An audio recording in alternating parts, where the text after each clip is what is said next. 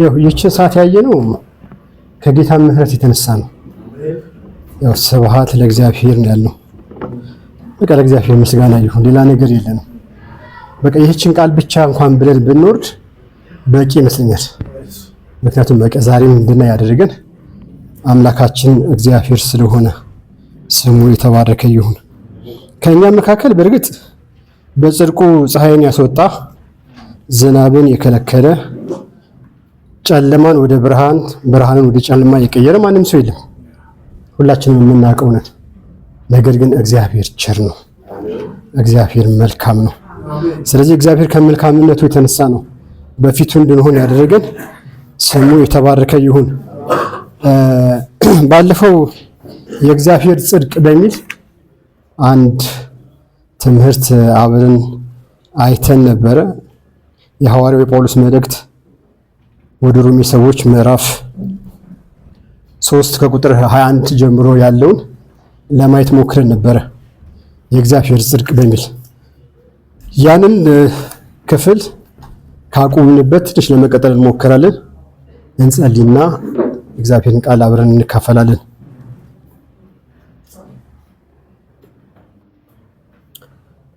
እግዚአብሔር አባታችንና አምላካችን ሆይ በጌታችን በኢየሱስ ክርስቶስ ስም እናመሰግናለን። ምሕረትና ቸርነትን ስላበዛህልን ተመስገን። እግዚአብሔር ሆይ አንተ ቸር ነህ።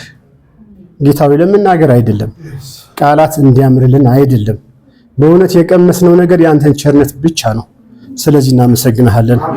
እግዚአብሔር ሆይ ኃጢአተኛውን እንዴት ወደድከው ብለን ስናስብ እንደነቃለን። የሚወደድ ማንነት እያንዳንዳችን አልነበረንም። እናትና አባቶቻችን በቁጥር የማያስገቡን ሰዎች፣ በጓደኞቻችን መካከል የማንፈለግ ሰዎች፣ ጥቅም ሲፈልጉ ብቻ የሚፈልጉን ሰዎች ነበርን። ነገር ግን እግዚአብሔር አንተ ወደድከን። ስለዚህ እናመሰግናለን። እግዚአብሔር አባትና አምላክ ሆይ ደግሞ በመንገዳችን ሁሉ የምትመራን አንተ ነህ። የሚያስፈልገንን ነገር የምታወራና የምትናገር አንተ ነህ። እግዚአብሔር ሆይ እኔ እንደተዘጋጀሁበት መጠን ሳይሆን አንተ እንደ ባለጸግነት መጠን ለጉባኤው መልእክት እንደሚናገር ሰው እንድናገር እኔንም ጉባኤውንም እንድትቆጣጠር በኢየሱስ እንጸልያለን። እግዚአብሔር ሆይ አንተ ስትናገር እንድንሰማህ ጌታ ሆይ የልባችንን ክብ በሮች ይከፈቱ፣ ጆሮአችንን አጥራ። እግዚአብሔር ሆይ ከምናነበው መጽሐፍ አይኖቻችን መልካምን ነገር እንዲመለከቱ አይኖቻችንን እንድትከፍት በኢየሱስ እንጸልያለን። ስለሰማን ተመስገን። በናዝሪቱ በኢየሱስ እንጸልይን፣ አሜን። ባለፈው ለማየት እንደሞከርነው የእግዚአብሔር ጽድቅ በሚል ርዕስ አይተን ነበረ። ደስ ይላችኋል።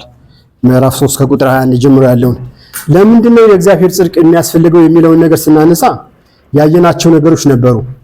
ምክንያቱም ምዕራፍ 1 ላይ አሕዛብ ኃጢአተኞች ስለሆኑ፣ ምዕራፍ 2 ላይ ደግሞ ሕዝብ ወይም እስራኤል ኃጢአተኛ ስለሆነች፣ ከምዕራፍ 3 ጀምሮ ደግሞ ሕግም ያላቸው ሰዎች የተገረዙ ሰዎች ኃጢአትን እንዳደረጉ፣ በዚህ ምክንያት ደግሞ እግዚአብሔር ነገሮችን ሁሉ ከፍርድ በታች እንደዘጋ፣ ማንም ሰው በፊቱ ጻድቅ እንዳልሆነ ለማየት ሞክረን ነበረ።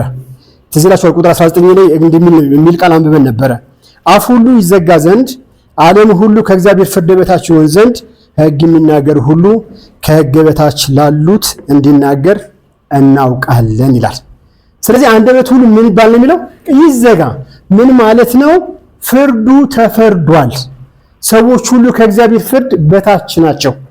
ስለዚህ ማንም አንደበቱን መክፈት አይችልም። እኔ ጻድቅ ነኝ የሚል ማንም ሰው የለም። ዓለሙ ሁሉ ኃጢአተኛ ነው። በነገራችን ላይ የእስራኤል ትልቁ ችግሯ አብርሃምን የምታስበው ከከነዓን በኋላ ነው። አብርሃም አባታችን የምትለው ከከነዓን በኋላ ነው። በኡር ምድር የነበረውን አብርሃምን አሰባው አታውቅም። እግዚአብሔር ብዙ ጊዜ የሚወቅሳት እንዴ አባትሽ እኮ ሞዓባዊ ነው፣ እናትሽ እኮ ቄታዊ ናት ይላታል እግዚአብሔር። ምን ማለት ነው? አንቺም እኮ አሕዛብ ነበርሽ፣ ከአሕዛብ ምድር ነው የተጠራሽው። ዘርሽ ሲቆጠር የሚገኘው አሕዛብ መካከል ነው እንጂ ጻድቅ አልነበርሽም፣ የሕግ ሰው አልነበርሽም። ብዙ ጊዜ እግዚአብሔር እስራኤል የሚወሳት እንጂ ያለ ነበረ፣ አሕዛብ ነበረች። ልክ ነው። ነገር ግን አሕዛብ ሆና ሳለ ሕግን እግዚአብሔር ስለሰጣት ከህዝቡ የተለየ ወገን ስላደረጋት የካህናት መንግስት ስላደረጋት በጣም በትዕቢት ተሞልታ ነበረ። ብዙውን ጊዜ በእግዚአብሔር ፊት ኃጢአት ስታደርግ እንመለከታለን። ስለዚህ ጳውሎስ እያለን ያለው ነገር ምንድነው? የእግዚአብሔር ጽድቅ ተገለጠ ነው። የእግዚአብሔር ጽድቅ ተገለጠ። በነገራችን ላይ ይህ ጽድቅ በምድር ነበረ፣ ያልነበረ ጽድቅ አይደለም። አዲስ ነገር አለም የመጣው ግን በምድር ላይ ሰዎች ሊኖሩበት ያልቻሉ ጽድቅ ነበር። ይህ ጽድቅ ያንን ጽድቅ ነው እግዚአብሔር የገለጸው። ለዚህ ነው የእግዚአብሔር ጽድቅ ተገለጠ የሚለውን ነገር ባለፈው አይተነዋል። እንግዲህ ይህ ጽድቅ በህግ በኩል የሚገኝ አይደለም። ህግን በማድረግ ህግን በመስራት ባለመቅመስ፣ ባለመብላት፣ ባለማየት፣ ባለመዳሰስ የሚገኝ ጽድቅ አይደለም። እንዲህ ቢሆን ኖሮ ህጉ ራሱ ሰዎችን ባጸደቀ ነበር። በነገራችን ላይ ውድቀት የመጣው ከህግ በፊት ነው። እርግማን የመጣው ከህግ በፊት ነው። ኃጢአተኝነት ወደ ዓለም የገባው ከህጉ በፊት ነው። ለዚህ ነው ሐዋርያ ጳውሎስ እዚህ ሮሜ ምዕራፍ 5 ቁጥር 12 ላይ እንዲህ ይላል፣ ነገር ግን በአዳም መተላለፍ ምሳሌ ኃጢአትን ባልሰሩ ላይ እንኳን ከአዳም ጀምሮ እስከ ሙሴ ድረስ ሞት ነገሰ ነው የሚለው። ስለዚህ ከአዳም ጀምሮ እስከ ሙሴ ድረስ ሁሉም ከሞት በታች ነው ያሉት። ህግ የመጣው በሙሴ ነው። ህጉ እስኪመጣ ድረስ ትውልድ ሁሉ ከሞት በታች ነበረ። ከሞት ቀና የሚል ከሞት የሚያልፍ ሞትን ድል የሚያደርግ አንድም ሰው አልነበረም። ብዙ ሰዎች ተነስተዋል። ብዙ ጻድቃን ተነስተው ነበረ። ብዙ አባቶች መጥተው ነበረ። ነገር ግን ከሞት በላይ የሆነ አንድም ሰው አልነበረም። ምክንያቱም በቃ ውድቀት የመጣው በአዳም ነው። በቃ ሰዎች ሁሉ ይሄን ውድቀት አምነው ተቀብለውታል። በቃ የአዳም በደል የኛ በደል ነው፣ የአዳም መተላለፍ የኛ መተላለፍ ነው ብለው ሰዎች ሁሉ ተቀብለውት ነበረ። ህጉ እስኪመጣ ድረስ ሞት በምድር ነበረ። ስለዚህ የእግዚአብሔር ጽድቅ የሚያስፈልገው ህግ ለተሰጣቸው ሰዎች አይደለም ማለት ነው። ህግም ላልተሰጣቸው ሰዎች በምድር ላይ ያለ ትውልድ ሁሉ የእግዚአብሔር ጽድቅ እንደሚያስፈልግ ባለፈው አይተናል። ሁሉም ኃጢአትን ሰርተዋል፣ የእግዚአብሔር ክብር ጎሏቸዋል። እንግዲህ ሁሉ ሲል ህዝብ በአጠቃላይ ማለቱ ነው። እስራኤልንም አሕዛብንም፣ የተማረንም ያልተማረውንም፣ የተገረዘም ያልተገረዘም፣ ህግ ያለውንም ህግ የሌለውም፣ ጣዖትን አቁሞ የሚያመልከውንም ኤሎሂ እያለ የሚጣራውንም ትውልድ ከህግ በታች ነው፣ ከኃጢአት በታች ነው። እግዚአብሔር ሁሉን ነው ኃጢአተኞች ናቸው ብሎ የሚናገር ባለፈው አይተናል። ይህንን እግዚአብሔር ሁሉን ያየው። እንደውም ኢሳይያስ ሲናገር እግዚአብሔር አየን የሚለው ተረዳ፣ ተደነቀ፣ ወደ እርሱ የሚማልድ ሰው እንደሌለ አየና ነው የሚለው። ተደነቀ። እግዚአብሔር ያስደነቀው ነገር ከሰማይ ሲመለከት ማንም ሰው ወደ እርሱ የሚጮህ አልነበረም። ምን ማለት ነው? ሁሉንም ሞት ገዝቷቸው ነበር። ሁሉም ከፍርድ በታች ነበሩ። ሁሉም ከኃጢአት በታች ነበሩ። በዚህ ምክንያት መጮህ የሚችል አንድም ሰው አልነበረም። ስለዚህ እግዚአብሔር የራሱን ጽድቅ ማምጣት ነበረበት። በነገራችን ላይ እግዚአብሔር ጽድቁን አመጣ ስንል ሰዎች ማድረግ ስላልተቻላቸው ነው። ህግ መፈጸም ስላልተቻላቸው ነው። ህጉ ከዘላለም እርግማን ነፃ ማድረግ ስላልቻለ ነው እግዚአብሔር የራሱን ጽድቅ ያመጣው። በነገራችን ላይ ህጉ ስለ ክርስቶስ ነበር የሚሰብከው፣ ስለሱ ነበር የሚናገረው። በብሉይ ኪዳን የምንመለከታቸው የትኛውም መስዋዕት፣ የትኛውም አገልግሎት፣ የትኛውም ስርዓት ኢየሱስን ነበር የሚሰብከው። መሲሁ ይመጣል እያለ የሚናገር ነበር። ሊቀ ካህናቱ ዕለት ዕለት መስዋዕት እያቀረቡ የሚያስቡት መሲሁን ነው። መቼ ነው እረፍት የምናገኘው? መቼ ነው የምንድነው? ምክንያቱም እነሱ መስዋዕትን እያቀረቡ አርፎ አያውቁም። ሁልጊዜ እንደቆሙ ነበረ። ሁልጊዜ እንዳረዱ ነበረ። ሁልጊዜ እንደሰዉ ነበረ። ሁልጊዜ እንዳቃጠሉ ነበረ። ሁልጊዜ ቆመዋል። ሊቀ ካህኑ በ50 ዓመቱ የሚወገድበት የሚለይበት የሚቀርበት ዋናው ምክንያት ድካም ስላለበት ነው፣ ስለሚደክም ነው። ነገር ግን አንድ ቀን ሊቀ ካህን እንደሚነሳ፣ ሊቀ ካህን እንደሚመጣ እርግጠኞች ነበሩ። ለዚህ ነው ጳውሎስ ሲናገር ምን አለ? የእግዚአብሔር ጽድቅ ተገለጠ። እንግዲህ የተገለጠው የእግዚአብሔር ጽድቅ በሕግ ሥራ የተገለጠ አይደለም። በመልካምነት የተገለጠ አይደለም። ከሕግ ሥራ ውጪ ነው የእግዚአብሔር ልጅ ሲገለጥ፣ የእግዚአብሔር ጽድቅ ሲገለጥ። ሁለተኛው የእግዚአብሔር ጽድቅ ሲገለጥ ለዓለም ሁሉ ነው፣ ለአንድ ወገን አይደለም። አብርሃም ቢነሳ ለአንድ ወገን ነው። እነ ዳዊት ቢነሱ ለአንድ ወገን ነው።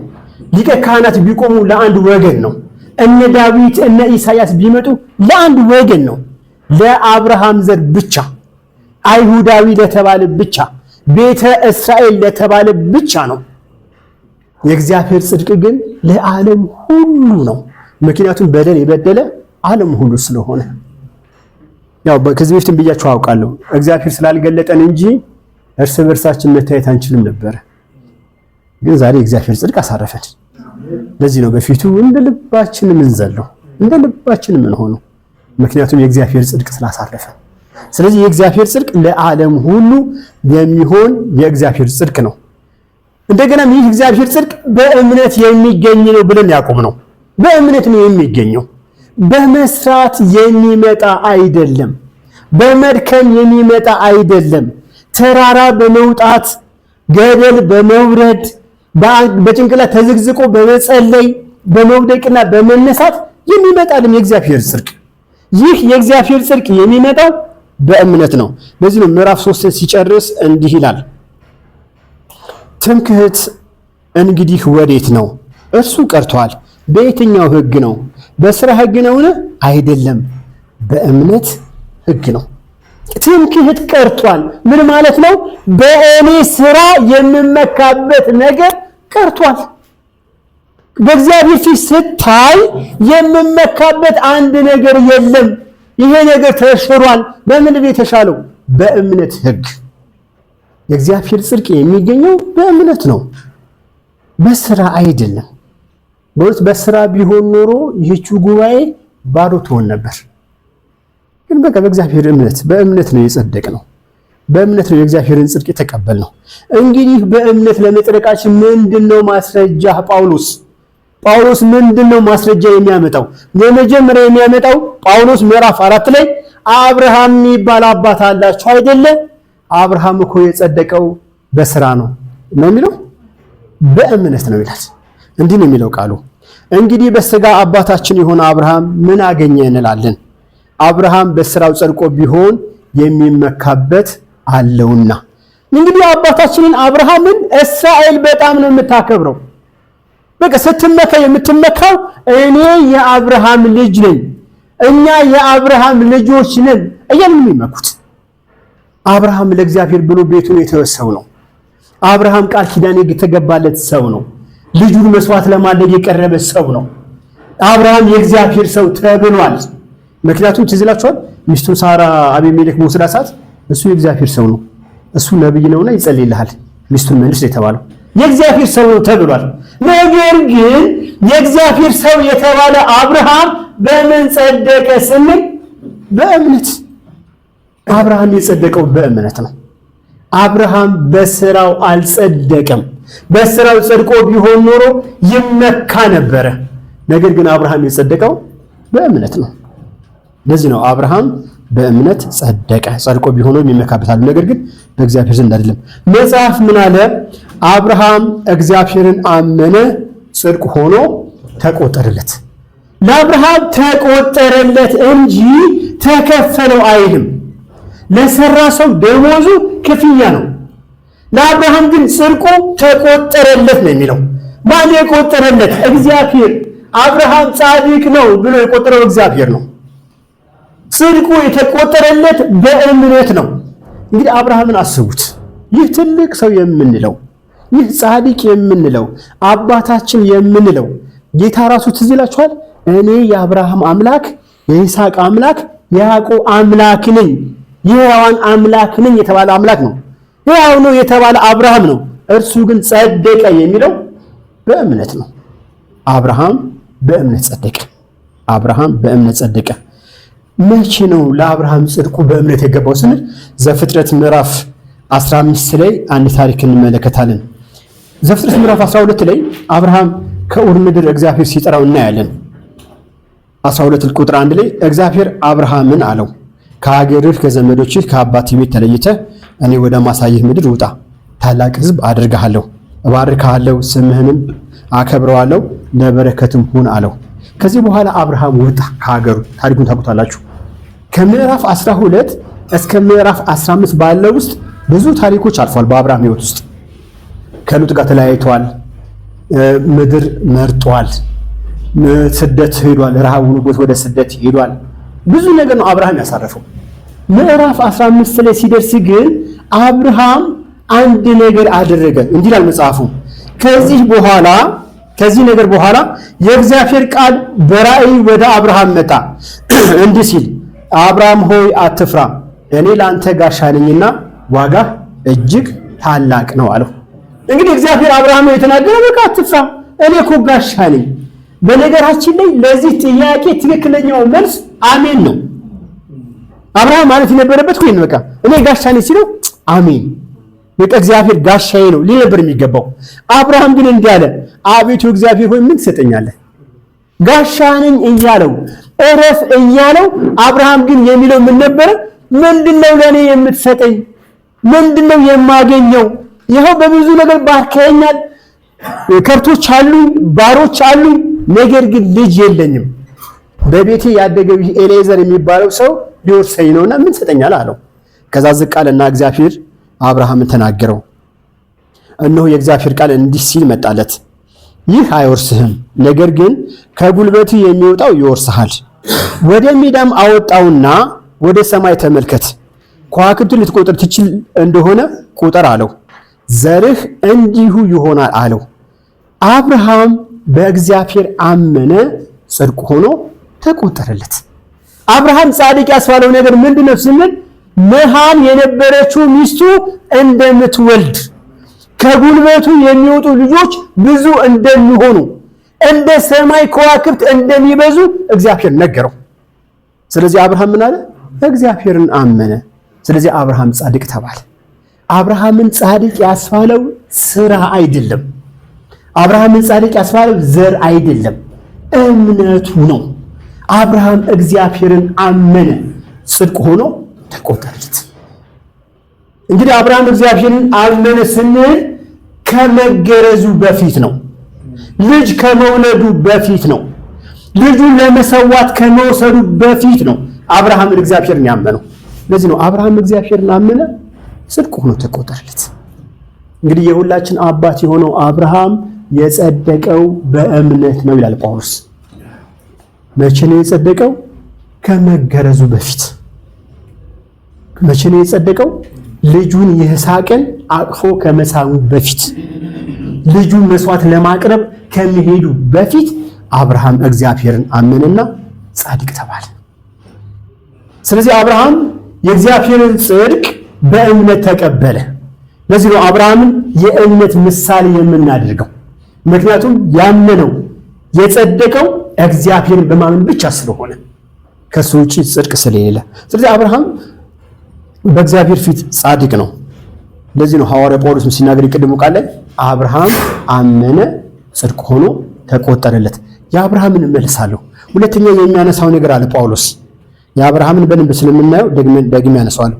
ሁለተኛ ጳውሎስ በእምነት መጽደቅ ምሳሌ ሌላ ምን አለ ስትሉት ዳዊት ይላችኋል። እስኪ ዳዊትን አስቡት። በቤቱ መካከል በጣም የሚያምር ቆንጆ ሰው ነበር ዳዊት። ነገር ግን አባቱ የረሳው፣ በምድረ በዳ ከብት ብቻ የሚጠብቅ፣ በበረሃ እያለ ግን ቅኔን ለእግዚአብሔር የሚቀኝ የሚዘምር በጣም የተወደደ ልጅ፣ እግዚአብሔር ራሱ እንደ ልቤ ያለ የእሴይ ልጅ ዳዊትን አገኘው ብሎ የተናገረለት የእሴይ ልጅ ነው ዳዊት። ነገር ግን ዳዊትን በሕይወቱ ስትመለከቱት በጽድቅ ብቻ አልተመላለሰም። ብዙ ይወድቅ ነበረ፣ ብዙ ይነሳ ነበረ። የሰው ሚስት ያኮበለለ ዳዊት ነው የምናውቀው። ባሪያውን ያስገደለ ዳዊትን እናውቀዋለን። በዚህ ነው መዝሙር 50 ላይ ሲናገር እኔ እኮ በኃጢአት ተጸንሻለሁ፣ እናቴ ደግሞ በኃጢአት ወለደችኝ የሚለው። ዳዊት ጻድቅ ብቻ አልነበረም፣ በኃጢአት ይገኝ የነበረ ሰው ነው። ነገር ግን ዳዊት እንዲህ ይላል ምዕራፍ 4 ላይ ስንመለከት፣ እንደዚሁ ደግሞ ዳዊት ደግሞ እግዚአብሔር ያለ ሥራ ጽድቅን ስለሚቆጥለት ሰው ብፅዕና ይናገራል እንዲህ ሲል አመፃቸው የተሰረየላቸው ኃጢአታቸው የተከደነላቸው ብፁዓን ናቸው። አንድ ሰው ብፁዕ የሚባለው ምን ሲያደርግ ነው? ክንፍ ሲያወጣ አይደለም።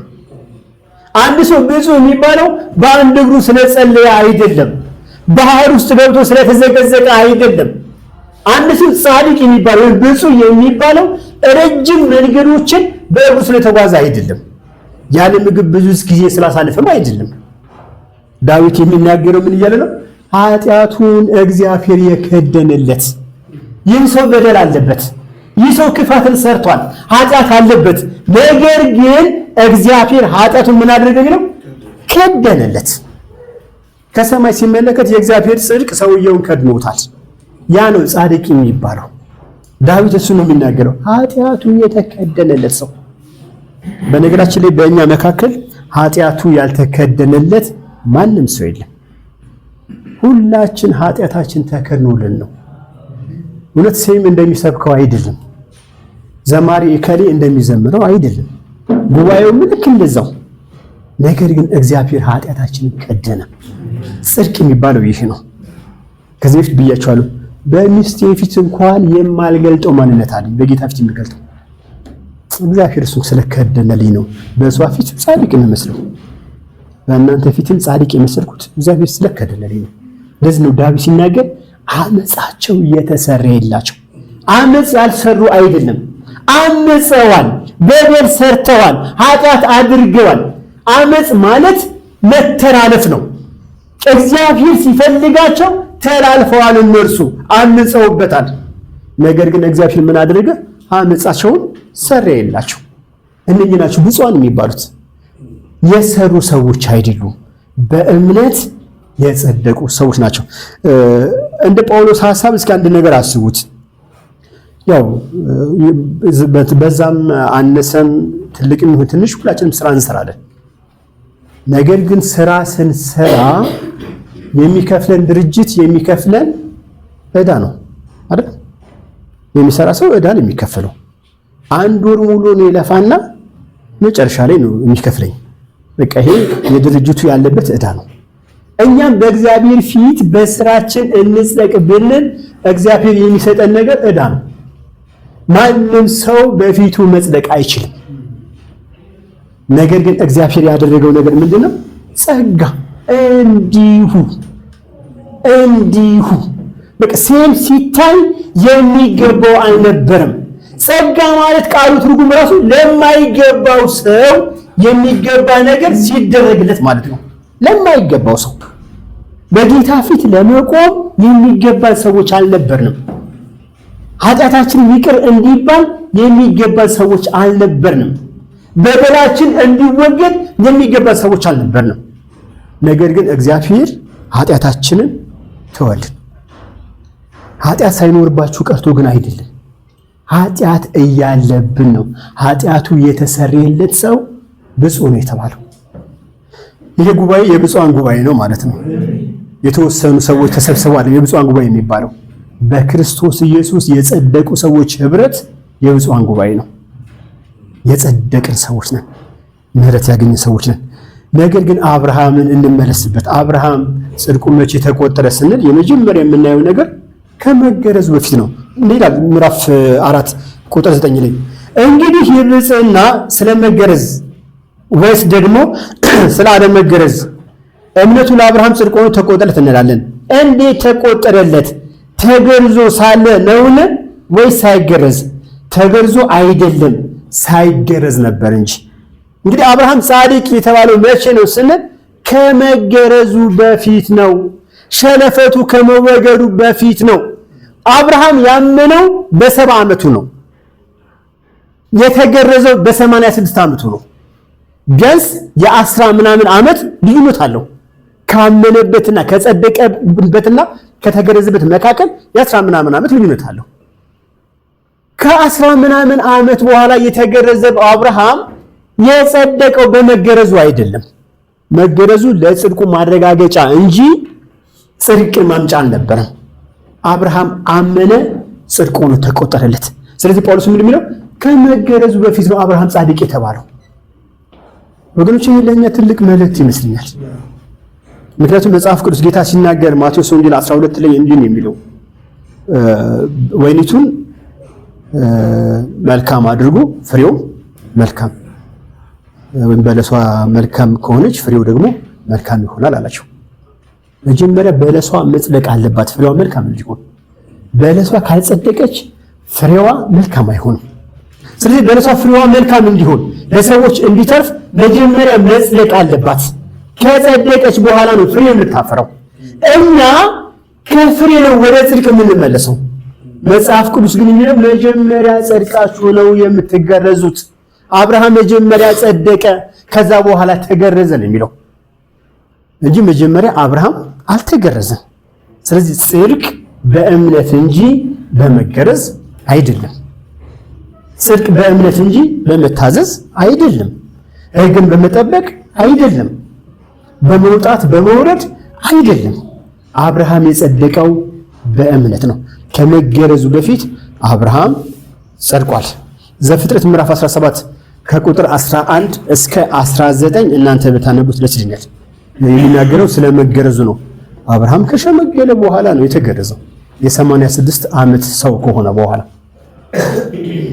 ምናልባት ከዛ በኋላ ያለው ዘመኑ የድካም ዘመን እንደሆነ እናውቃለን፣ መጽሐፉም ይናገራል። ነገር ግን በእምነት አብርሃም አስቀድሞ ጸደቀ። ከዛ በኋላ የጽድቅ ምልክት አብርሃም ተቀበለ። እንዲህ ይላል፣ ሳይገረዝ በነበረው እምነት ያገኘው የጽድቅን ማህተም የሆነውን የመገረዝ ምልክት ተቀበለ። ይህ እነሱ ደግሞ ጻድቅ ሆነው ይቆጠሩ ዘንድ ሳይገረዙ ለሚያምኑ ሁሉ አባት እንዲሆን ነው። አብርሃም ያን ምልክት ለምን ተቀበለ? ሳያምኑ ሳይገረዙ እግዚአብሔርን ለሚያምኑ ሰዎች አባት እንዲሆን ነው። ዛሬ መገረዝ አለመገረዝ ምንም ለውጥ የለውም።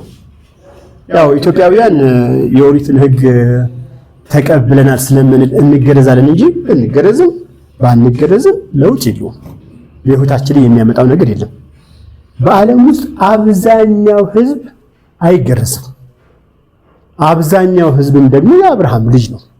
ግን የአብርሃም ልጅ ሕይወት በምንድን ነው? በእምነት እንጂ በመገረዝ አይደለም።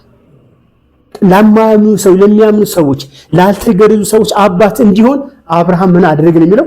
መጀመሪያ አመነ፣ ከዛ በኋላ ተገረዘ። ዛሬም ለሚያምኑ ሰዎች ነው እግዚአብሔር ጻድቅ የሚላቸው። የእግዚአብሔርን ጽድቅ የሚቀበሉ ሰዎች የሚያምኑ ሰዎች ናቸው። የተገረዙ ሰዎች አይደሉም። ሕግን የሚፈጽሙ ሰዎች አይደሉም። በምላጭ የተቆረጡ ሰዎች አይደሉም። የሚያምኑ ሰዎች እነሱ ምን አድርገዋል የሚለው? የእግዚአብሔር ልጆች የአብርሃም ልጆች ይባላሉ። ቁጥር 12 ላይ ለተገረዙትም አባት እንዲሆን ነው። ይህም ለተገረዙት ብቻ አይደለም፣ ነገር ግን አባታችን አብርሃም ሳይገረዝ የነበረው የእምነቱ ፍለጋ ደግሞ ለሚከተሉት ነው። የዓለም ወራሽ እንዲሆኑ ለአብርሃምና ለዘሩ የተሰጠው የተስፋ ቃል በእምነት ጽድቅ ነው እንጂ በሕግ አይደለም። ጽድቁ በምንድን ነው የሚለው ጳውሎስ? በእምነት ነው። አብርሃም መጀመሪያ የጸደቀው በእምነት ነው፣ በስራ አይደለም። ስለዚህ የአብርሃም ልጆች ነን ስንል በእምነት ጸድቀናል እያለን ነው። በእምነት ከእግዚአብሔር ጋር ህብረት አድርገናል እያለን ነው።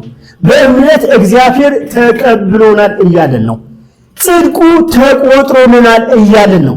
ለአብርሃም ተቆጠረለት ነው የተባለው፣ ተከፈለው አልተባለም።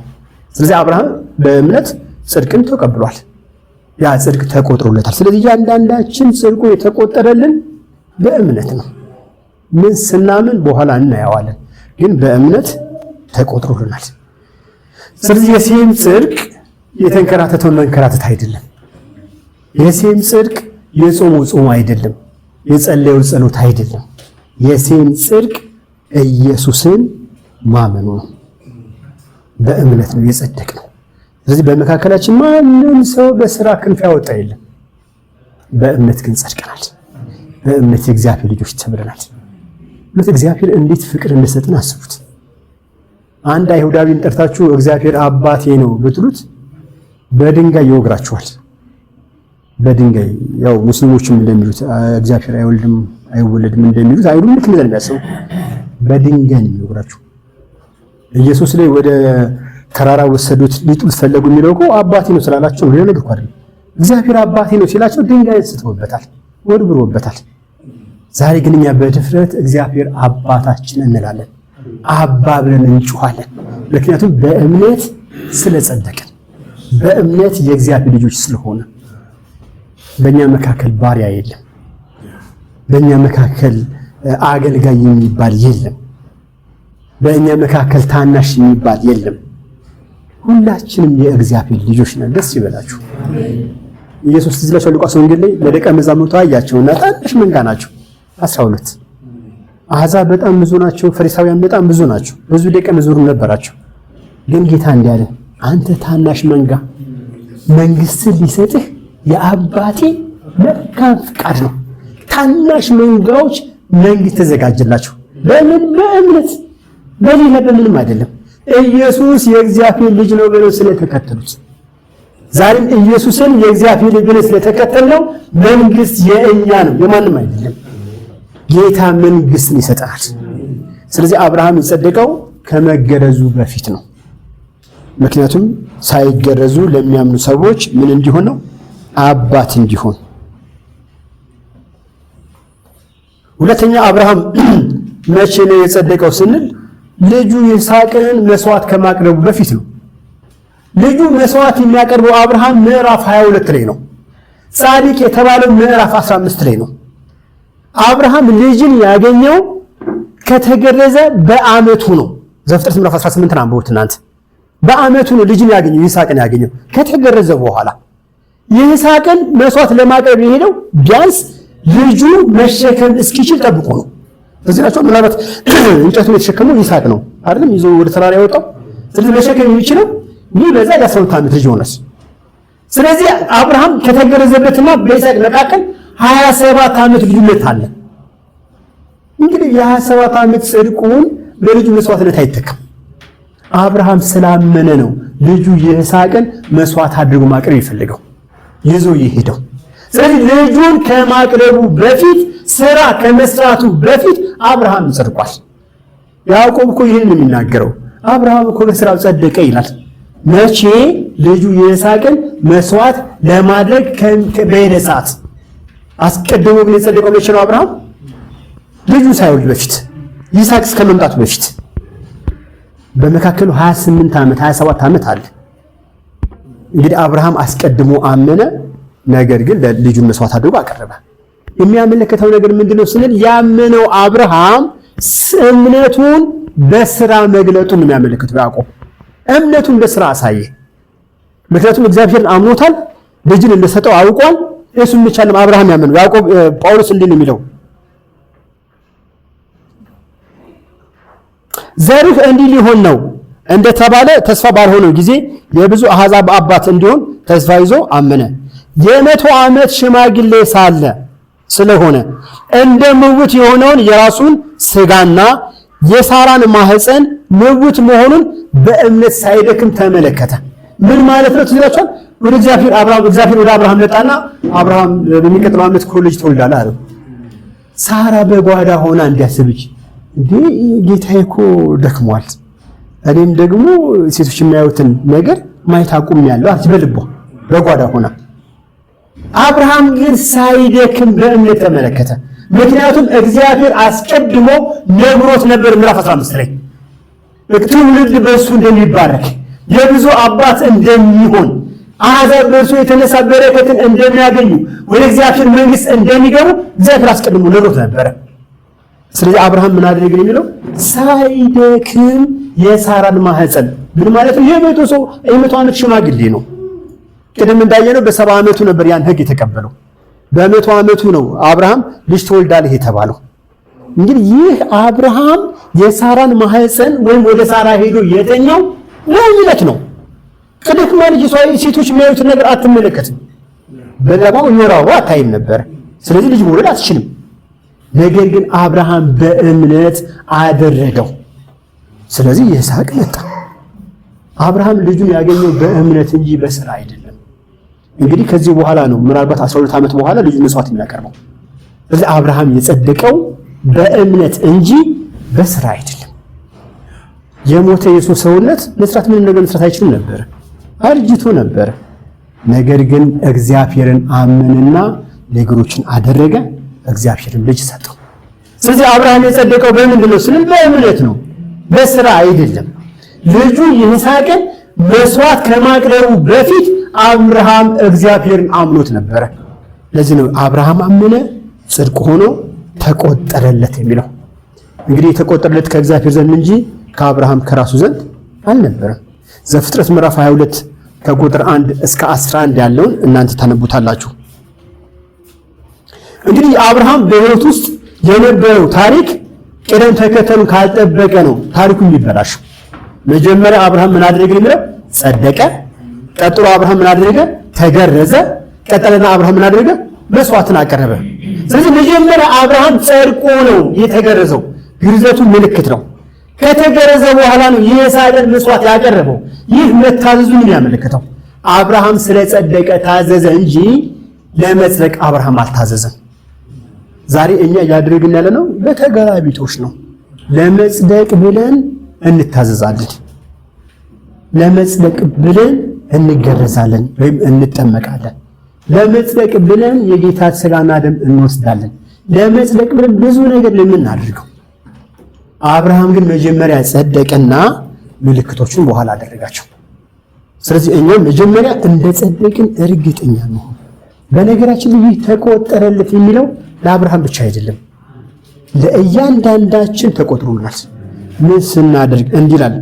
ነገር ግን ተቆጠረለት የሚለው ቃል ስለ እርሱ ብቻ የተጻፈ አይደለም፣ ስለ እኛም ነው እንጂ። ተቆጠረ የሚለው ቃል ለእኛም ተጽፎልናል፣ ለአብርሃም ብቻ አይደለም። አብርሃም አመነ ጽድቅ ሆኖ ተቆጠረለት የሚለው ለሴም ተጽፏል። ሴም አመነ ጽድቅ ሆኖ ተቆጠረለት ተብሏል። አልሚ አመነች ጽድቅ ሆኖ ተቆጠረለት ተብላለች። በምንድን ነው የተባልነው ስንል ስለ በደላችን አልፎ የተሰጠውን እኛን ስለማጽደቅ ከሙታን የተነሳውን ኢየሱስን ከሙታን ባስነሳው ስናምን ይቆጠርልናል። ኢየሱስ በመስቀል ላይ ሲሰቀል የተሰቀለው ለራሱ ጽድቅ አይደለም፣ ለራሱ ስራ አይደለም፣ ኃጢአት ከእርሱ እንዲወገድ አይደለም፣ በደል እንዳይቆጠርበት አይደለም። ነገር ግን ኢሳይያስ እንደተናገረው የሁላችንን በደል በእርሱ ላይ ሆነ፣ የሁላችንን በደል ተሸከመ፣ ንጹሕ ሆኖ ሳለ ስለ እኛ ኃጢአት ተባለ። እኛ የእግዚአብሔር ጽድቅ እንድንባል እግዚአብሔር እኛን እንደ ጻድቅ እንዲቆጥረን እንደ ጻድቅ እንዲቀበለን የእኛ ጽድቅ እንዲቆጠርልን ኢየሱስ ስለ በደላችን ሞተ። አስቡት፣ ቀራንዮ አደባባይ ላይ ኢየሱስ ያን ሁሉ መከራ ሲቀበል የተቀበለው በፊቱ ያለውን ደስታ እያሰበ ነው። ኢሳይያስ እሱን ነው የሚናገረው። በፊቱ ስላለው ደስታ ቀይ የተመለከተ ታገሰ ነው የሚለው። ምክንያቱም ከፊቱ ያለው ደስታ ሕዝቡ ሁሉ ወደ እግዚአብሔር መንግሥት በእርሱ በኩል ሲገቡ ጌታ ተመልክቶ ነበረ።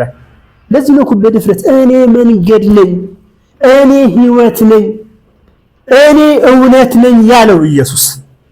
በእርሱ ካልሆነ በቀር ወደ አብ እንደማይገባ ወደ አብ እንደማንደርስ ጌታ ያውቅ ነበረ። መጽሐፍ እሱን የሚናገረው በኢየሱስ ብቻ ነው ወደ አብ መግባት የሚቻለው።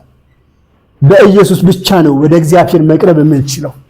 እግዚአብሔር ፊት መቆም የምንችለው የምንቆምበት ብቃታችን ኢየሱስ ብቻ ነው፣ የእኛ ጽድቅ አይደለም። የኢየሱስ ጽድቅ ለሴም ተቆጠረ። የኢየሱስ ጽድቅ ለጉባኤያችን ተቆጠረ። የኢየሱስ ጽድቅ ለሕዝባችን ተቆጠረ። ለዚህ ነው ሐዋርያው ጳውሎስ ሁለተኛ ቆሮንቶስ ምዕራፍ 5 ቁጥር 21 ላይ እንዲህ ይላል። ሁለተኛ ቆሮንቶስ ምዕራፍ 5 21 ላይ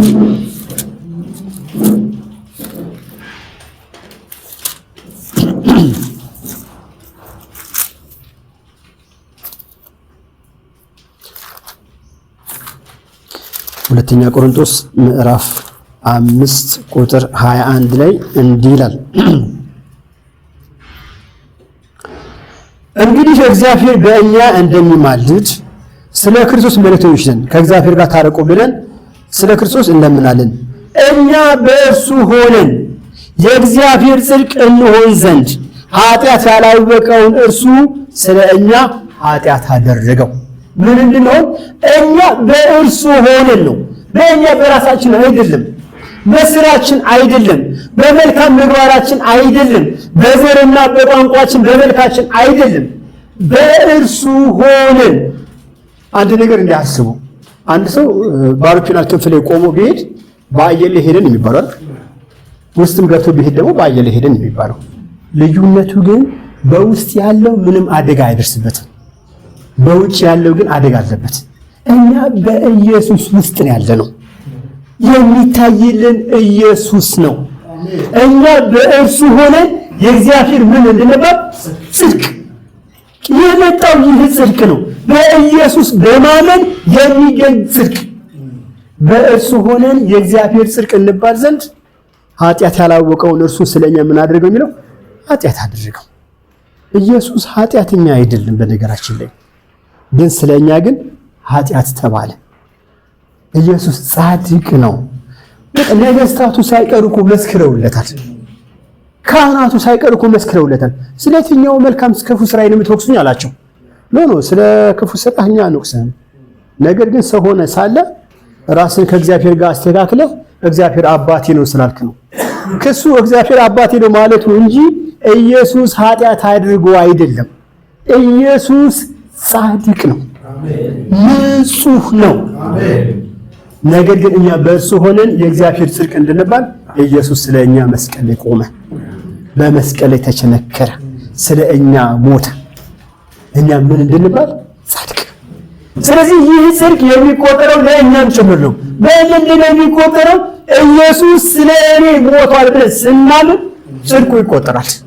ኢየሱስ ስለ እኔ ብሎ ዋጋ ከፍሏል ብለን ስናምን ጽድቁ ይቆጠራል።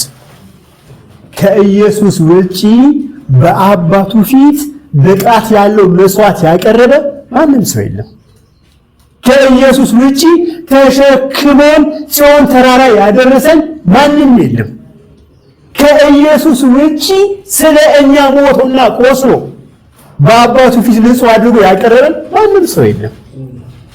ኢየሱስ ስለ እኛ ጻድቅ ጽድቅ ይባል ዘንድ የእግዚአብሔር ጽድቅ ይባል ዘንድ ስለ እኛ ምን አደረገ የሚለው ዋጋን ከፈለ። ምዕራፍ 5 ሙሉን ስታነቡት የሚያወራው ያንን ነው። ስለዚህ ቁጥር 1 ሲጀምር ወንድሞች ሆይ በፈሰሰልን በመንፈስ ቅዱስ ወደ እግዚአብሔር እንቅረብ ካለን በኋላ ገና ደካሞች ሳለን ኢየሱስ ስለ እኛ ሞተ። ምን ማለት ነው? ኃጢአትን እያደረግን በደልን እየሰራን ኃጢአትን ልክ እንደ ልጆች እየተጫወትን ልጆች ባሻኞች እንደሚጫወት በኃጢአት ስንቀልድ ስንጫወት ሕይወታችንን ስናበላሽ ኢየሱስ ግን ስለ እኛ ሞተ። ይሄ የሚያመለክተው እግዚአብሔር ለእኛ ያለውን የእርሱን ፍቅር እንጂ እኛ ለእግዚአብሔር ያለን የኛ ፍቅር አይደለም። ስለዚህ ኢየሱስ ለእኛ መሞቱን በእምነት ስንቀበል እግዚአብሔር ምን ይላል? ጻድቅ ናቸው ይቆጥርልናል። ጳውሎስ ያንን የሚናገር ይቆጥርላችኋል። በነገራችን ላይ ዛሬ በዓለም ላይ ብዙ ሰዎች በአዳም መሞታቸውን አምነው ተቀብለዋል። ብዙ ሰዎች የትኛውም የእምነት ድርጅት አባል የሆኑ ሰዎችን ጠይቋቸው በአዳም ስለመሞታቸው ምንም ነገር አያከራክሯቸውም። እንደሞቱ ያውቃሉ። በኢየሱስ መጽደቃቸውን ነው መቀበል ያቃታቸው። ሰው ደግሞ ጻድቅ የሚባለው በኢየሱስ እንደጸደቀ እርግጠኛ ሲሆን ብቻ ነው። ጳውሎስ እኮ ለዚህ ነው ዋናው እኔ ነበርኩ ይላል። አንደኛ ጢሞቴዎስ ምዕራፍ 1:15 ላይ ከኃጢአተኞች ዋነኛ እኔ ነበርኩ ይላል ጳውሎስ። ነገር ግን በቃ ምህረትን አደረገልኝ። እያንዳንዳችን ከኃጢአተኞች ዋነኞች ነበርን። ነገር ግን አመን ነው በቃ ኢየሱስ ለእኔ ሞት አልኩኝ፣ እጄን አንስቼ ተቀበልኩት። ስለዚህ የእግዚአብሔር ልጅ የእግዚአብሔር ጽድቅ ተባልኩኝ። ስለዚህ አብርሃም የእግዚአብሔር ጽድቅ በምንድን ነው የሚገለጠው ስንል በማመን የሚገኝ ነው። ዛሬም የተሰበሰብነው በእምነት ነው። በመካከላችን እንዳለ እንኳን እርግጠኛ የሆነው በእምነት ነው። እንደሚናገረን እርግጠኛ የሆነው በእምነት ነው። ኢየሩሳሌም እንደምንገባ እርግጠኞች የሆነው በእምነት ነው። እዚህ ሁሉ ጳውሎስ ዕብራውያን 10 ላይ ደርሳችኋል ነው የሚለው እኮ ምን ማለት ነው?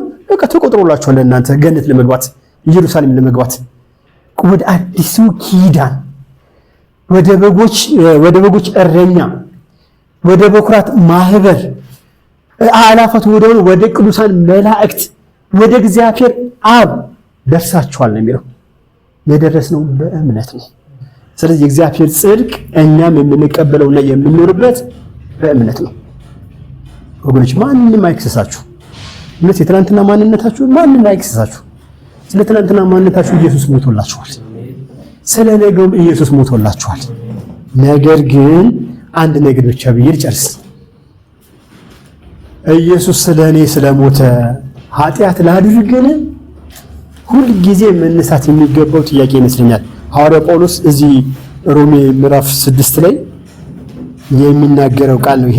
ይህን ቃል ብቻ አንብቤ እጨርሳለሁ። ምዕራፍ 6 ላይ እንግዲህ ምን እንላለን አለ ጳውሎስ፣ ጸጋ እንዲበዛልን በኃጢአት ጸንተን እንኑርልን? አይደለም። እንግዲህ ልክ ነው፣ በእምነት ጸድቄአለሁ፣ የኔ ሥራ አልተቆጠረም፣ መልካም ነገር አድርጌ አይደለም፣ እግዚአብሔር እስከ ኃጢአቴ ነው የተቀበለኝ፣ እስከ በደሌ አክሴፕት አድርጎኛል፣ አቅፎኛል። ነገር ግን ኃጢአትን እያደረኩ ልኑር ወይ? ጸጋ እንዲበዛልኝ በደል እንስራ ወይ? ጳውሎስ ግን ይላል ኖ፣ አይሆንም፣ አይደለም። ለኃጢአት የሞትን እኛ ወደፊት እንዴት አድርገን በእሱ እንኖራለን? ኢየሱስ ሲሰቀል አብረን ተሰቅለናል። ምክንያቱም እሱ ተወካያችን ስለሆነ። ነገር ግን በኃጢአት ምን አናደርግም የሚለው ወደፊት ኃጢአትን እንዴት እናደርጋለን? በደል እንዴት እንሰራለን? የጸደቀ ሰው መልካምን ነገር ማድረግ ይጠበቅበታል። የጸደቀ ሰው መጠመቅ አለበት ስለጸደቀ። የጸደቀ ሰው የጌታን እራት መካፈል አለበት ስለጸደቀ። የጸደቀ ሰው መልካም ነገር ይጠበቅበታል። ለዚህ ነው ጸጋ እንዲበዛ በኃጢአት እንቁም ኖ፣ እኛ የሞትን ነው የሚለው። እኛ ለዓለም ሞተናል። ዓለም ለእኛ ሞታለች። ምን ማለት ነው? በዓለም ውስጥ በነበርን ሰዓት የነበሩ ስሜቶች አሉ፣ የምናደርጋቸው ነገሮች ነበሩ። እነርሱን ትተን ገለናቸውን ወደ ጌታ የመጣ ነው። ለዓለም የሞትን እኛ ደግመን ኃጢአትን እንድናደግ አይገባም። በነገራችን ላይ የጸደቀ ሰው ተመልሶ ኃጢአትን ቢያደርግ በእግዚአብሔር ልጅ ላይ ማመጽ ነው። የኢየሱስን ሞት እንደ ከንቱ መቁጠር ነው። ያንተ ሞት ለኔ ጥቅም የለኝም ብሎ መናገር ነው። ስለዚህ የጸደቀ ሰው በኃጢአት አይኖርም። የጸደቀ ሰው ሁልጊዜ በጽድቅ መመላለስ መቻል አለበት። ሁልጊዜ ምሳሌ የሆነ ህይወት ሊኖረው ይገባል። የጽድቅ ህይወት ሊኖረው ይገባል። ስለዚህ እኛ የእግዚአብሔርን ጽድቅ ተቀብለን በእምነት የእግዚአብሔርን ጽድቅ የተቀበለ ሰው ደግሞ በእምነት መመላለስ መቻል አለበት። ስለዚህ ነው እግዚአብሔርን ያለ ጽድቅ ደስ ማሰኘት አይቻልም የሚለው። ስለዚህ በጽድቅ መመላለስ ከኛ ይጠበቃል ማለት ነው። ስለዚህ መጀመሪያ አምነናል፣ ከዛ ተጠምቀናል። አሁን ግን በህይወት መመላለስ መቻል አለብን። ምስክሮች መሆን መቻል አለብን። በሚጠፉና በሚድኑት መካከል የህይወት ሽታ መሆን መቻል አለብን። በቅኛ ሲመለከቱ ሰዎች ኢየሱስ ማን እንደሆነ መረዳት መቻል አለባቸው። ልንሸታቸው ይገባል። እንዲህ ካልሆነ የኢየሱስን ሞት ከንቱ እያደረግን ያለ ነው። እግዚአብሔር ጻድቅ ነው። በልጁ ላይ ሲወስን ያለ ምክንያት እንዳልፈረደ አስቡ። እኛ ነፃ እንድንወጣ ነው ልጁ ላይ የተፈረደው። ስለዚህ በተፈረደልን ነገር ሁልጊዜ በመልካም እንድንመላለስ እግዚአብሔር ይፈልጋል። ተባረኩ።